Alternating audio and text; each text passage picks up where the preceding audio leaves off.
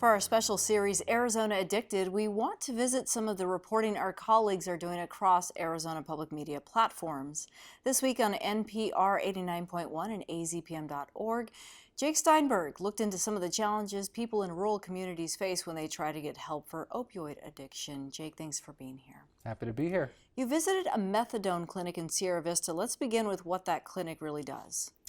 So part of what makes opioids so difficult to stop using is once you build up a dependence to opioids, if you stop using them, the withdrawal symptoms become so severe. You get, almost worse than the flu, severe fatigue, loss of complete appetite. You really can't function. So a lot of people can't stop using it. So for that reason, detox, rehab, those types of treatment options don't work for a lot of people.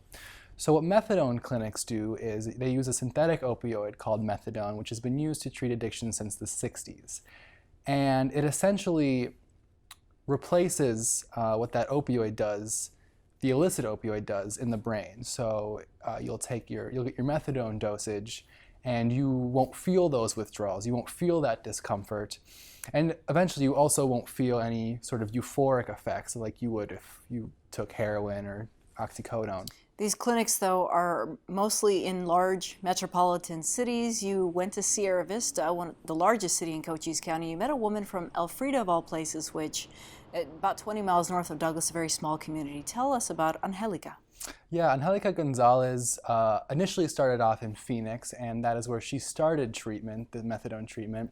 She got addicted to opioid painkillers because she had been prescribed oxycodone for the chronic pain with her degenerative disc disease in her spine.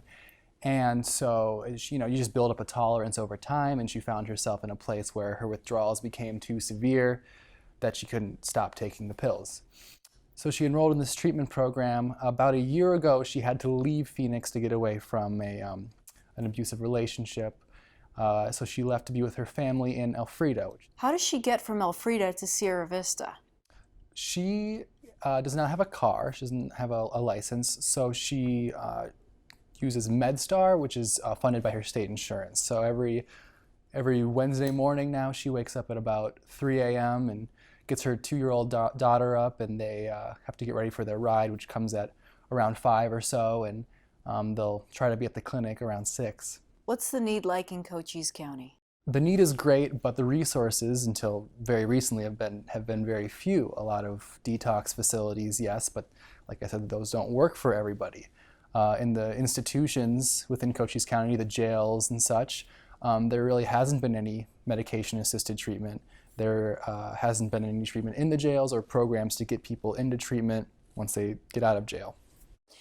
How is this affordable? I mean, Angelica is a Medicaid patient, so she has transportation, but how can the state continue to afford this? Well, the state has received about $75 million from the federal government as part of the federal government's efforts at combating the opioid epidemic. And part of that money has gone towards helping some of these clinics open, starting them at first with grants until they become sustainable.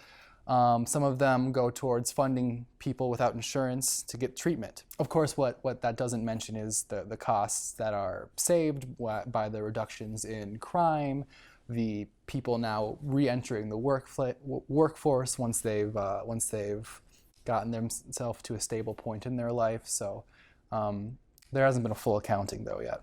And that's Angelica's goal. You mentioned the 2-year-old. There's a lot at stake if this doesn't continue to work for her.